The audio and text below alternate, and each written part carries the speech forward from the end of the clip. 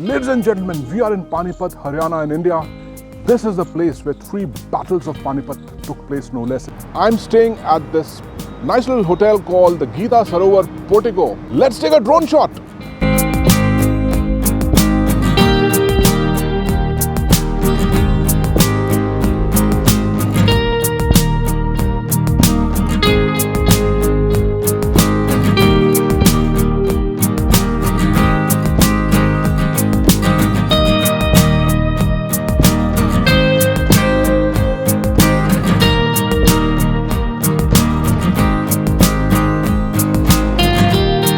And this hotel, Geeta Sarovar Portico, is a nice hotel which is located right across the NH44.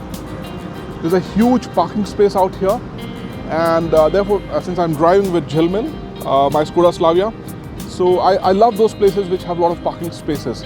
However, keep in mind that this hotel, though very comfortable, like a modern hotel is slightly away from the Panipat city. So only if you're driving down with your own car is this hotel preferable. So ladies and gentlemen, we are at the Ibrahim Lodi's tomb out here in Panipat. Now, when you take the name of Ibrahim Lodi, naturally the first battle of Panipat comes to your mind, which took place on the 21st of April, 1526. At that time, Ibrahim Lodi was the king of the Delhi Sultanate, and against him was Babur. And these two armies, King Ibrahim's army and Babur's army, met at the battlegrounds of Panipat. Babur had 15,000 to 20,000 men, while Ibrahim Lodi had about 100,000 men and more than 1,000 elephants. And yet Babur won. And the reason for that was that Babur had a strategic advantage, and that was that he had gunpowder and artillery, while Ibrahim Lodi did not have that. Another thing which compounded the problems for Ibrahim Lodi was that when the elephants marched forward and when the guns from Babur's side made huge noises, these elephants turned around and trampled their own soldiers. Eventually, Ibrahim Lodi perished on the battlefield, and his severed body was presented to Babur, which laid the foundations of the Mughal Empire in India.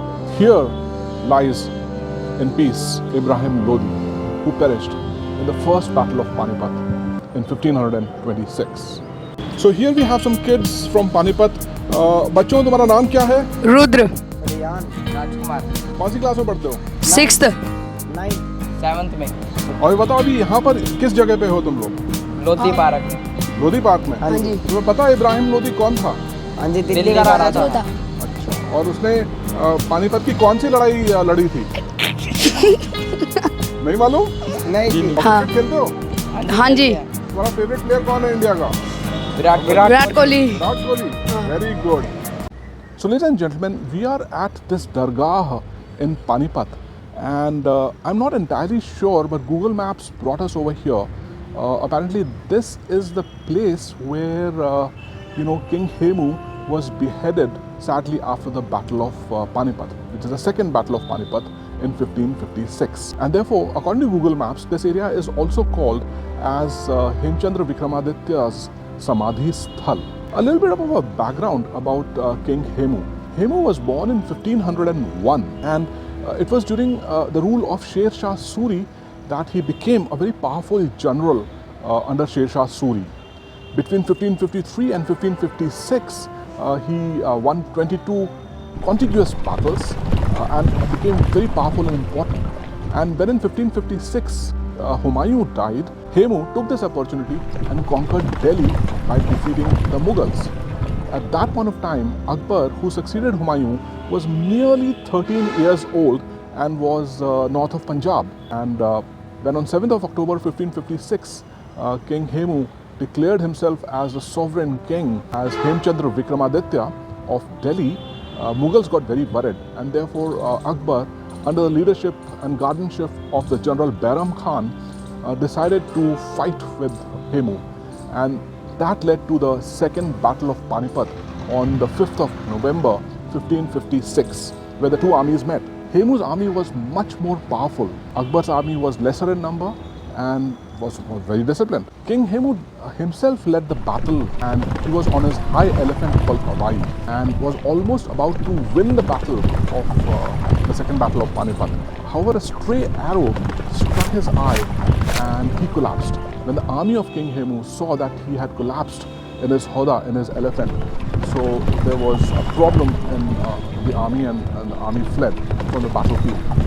Thus Akbar won the battle of Panipat, the second battle of Panipat. Later on, of course, the body of King Hemu was brought to Bairam Khan and Akbar, and Bairam Khan apparently beheaded King Hemu's body, and his head was sent to Kabul, pinned on the Delhi Darwaza over there, and that was the end of King Hemu. If that arrow wouldn't have struck King Hemu in his eyeballs, he could have won the second battle of Panipat. So a lot of historians say that the victory of King Akbar in the second battle of Panipat was more providential, and the defeat of King Hemu was more accidental.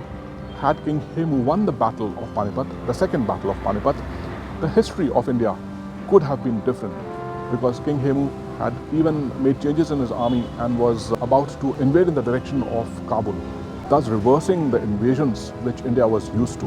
But such is the history of India, and such is the history of King Hemu and the second battle of Panipat. So ladies and gentlemen, we are at the Kala Aam Park at Panipat, where there's a nice little memorial or an obelisk which has been installed to commemorate the third battle of Panipat, because apparently this was a place, or nearby this place, the third battle of Panipat took place on the 14th of January 1761 between the Marathas led by Sadashiv Bhau and Ahmad Shah Abdali or Ahmad Shah Durrani. These two armies laid a siege upon each other for more than a couple of months in 1760, in late 1760. And finally it turned out that Ahmad Shah Abdali was able to cut off the supply of the Marathas. And therefore, after a couple of months, in the January of 1761, the Maratha soldiers did not have anything to eat because they had ran out of supplies, and Ahmad Shah Abdali had cut off their supplies.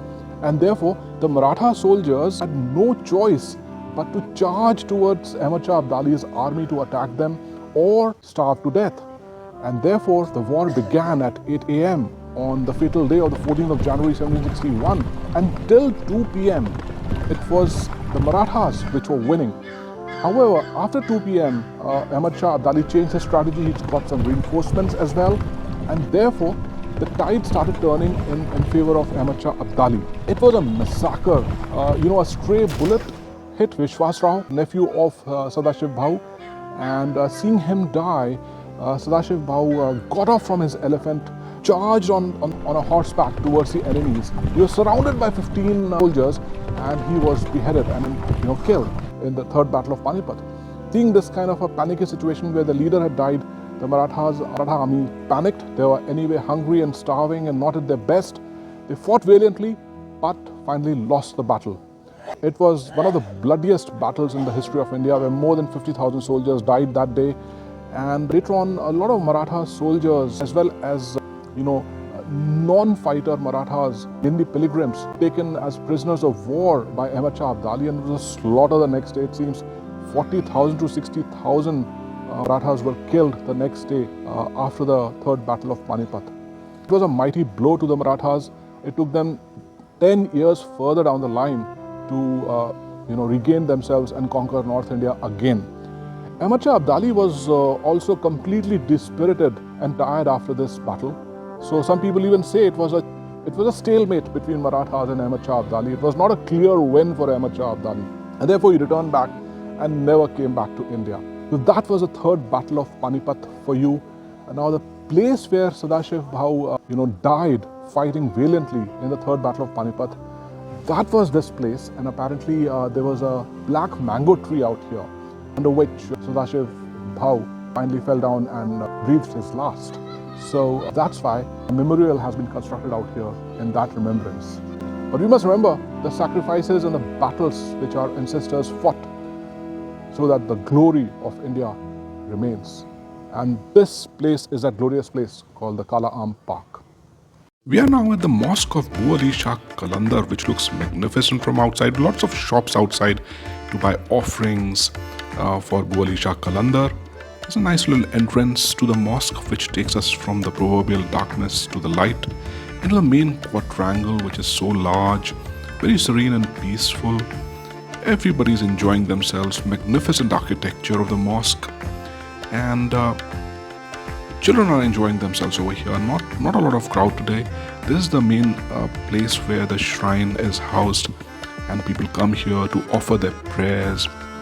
We are entering into that main area where Shah Qalandar is worshipped. People are working here. Let's listen in. वो बाबा की जो पैदाइश यहीं पानीपत की थी। बाबा के वाली वालदा इराक से आए थे, इराक से। जब आप पैदा हुए तो आपकी वालदा कुरान पाक पढ़ती थी, तो एक लफ्ज़ पढ़ लिया करते थे। तो आपके वालिद साहब को पहले बसारत हो गई कि आपके यहाँ कलंदर पैदा होंगे और शरफुद्दीन आपका नाम है। कुछ अर्से के बाद में आपको पेशाब के कतरे की शिकायत हुई, तो आपके दिमाग में मैं दरियाओं में खड़ा हो जाऊँ, मैं पाक रहूँगा। तो यहाँ करनाल के पास में बुढ़ा खड़ा गांव है, करनाल से 4-5 किलोमीटर। तो वहाँ उस दौरान में कभी जमुना चलती थी, तो आप ये जमुना में जाके खड़े हो गए। वहाँ हमने 36 साल गुजार दिए, तमाम जिसे मछलियों ने खा लिया। 36 साल के बाद में अल्लाह के वहाँ के क्या मांगता है, क्या चाहता है आपने? मैं कुछ नहीं मांगता। फिर हुक्म आपने कहा आपके पास है क्या, क्या दोगे मुझे? अली बना दो मुझे। तो हुक्म हुआ कि अली तो एक ही होते हैं कि बन चुके, कुछ और मांग ले। तो हुक्म ये हुआ कि अली तो नहीं बनने, अली की बू मिल जाएगी। तो जो हज़रत अली के शरीर में खुशबू थी वो आपके शरीर में आ गई। तो इस वास्ते आपको कलंदर बने, ना कोई गद्दी न सिंह शहजादा। कलंदर के यहाँ कोई नहीं होता। पूरी दुनिया में 2.5 कलंदर हैं। आप शाह कलंदर, शकीसा लाल सादा कलंदर और राबिया बसी कलंदर। And now we are at the Devi temple, which is dedicated to goddess Durga. The temple is very prominent in Panipat city and attracts a large number of tourists. All Hindu gods and goddess idols are placed here. The temple has been beautifully rebuilt with good architecture, which shows the beautiful image of Indian architecture. Devotees from India come here to have the blessings of the goddess. It's believed that the temple was built in the 18th century and the temple history is about 250 years old. During the 18th century, Maratha were ruling in the area. The Maratha warrior Sadashiv Rao Bhau came here with his army for war. Sadashiv Rao Bhau stayed here almost 2 months for the Third Battle of Panipat. It's believed that Sadashiv Rao had found the goddess idol on the bank of the adjacent pond, and then he decided to build a temple. It's believed that when the temple was being built, goddess idol was placed from one place to the another in the night. But on the next morning, goddess idol was found at the old place from where it was shifted. Then they decided to build the temple at the same place where the idol was found. All Hindu festivals are celebrated in the Devi temple. On the occasion of Durga Puja and Navratri, a special puja is organized. The temple's spiritual environment gives peace of mind and heart to the devotees.